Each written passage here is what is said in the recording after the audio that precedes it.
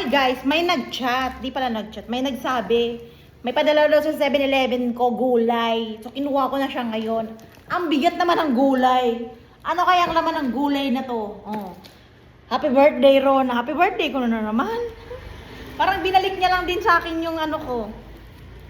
Yung box ko. Ay, yung ano ko. Ito, sinend ko na sa kanya to eh. Binalik niya sa akin. Kasi happy birthday na naman. Kasi yan. Sana natin ang gulay. Fresh from ano to, from the farm, organic nga ni. Organic. Diba? Parang ayaw naman pakuha. Kalendaryo pa, may kalendaryo. Naku po, naman tayo sa bumungad. Sa mangkutsinta. Kaya pala mabigat. Akala ko pang gulay. Nasaan yung gulay? Ano na naman to? Nangangamoy kape. Nangangamoy kape ang McDonald's. Winter na naman yan. Pang winter. Hindi man ako nag-jacket pag winter. Hindi ako nag-jacket pag winter. Ito pa yung bibigyan niya kay Bombay. Tapos, ano to?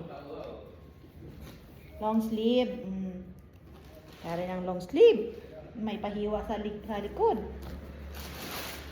Meron pa. There's more. Ito pa. Ito na talaga yung gulay, totoong gulay. Ito na talaga.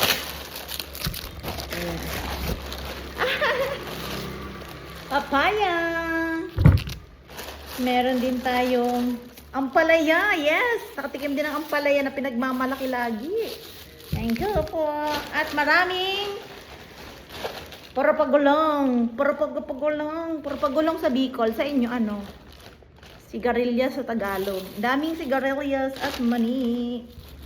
Ayan. Thank you, Madam Sheila. Mwah.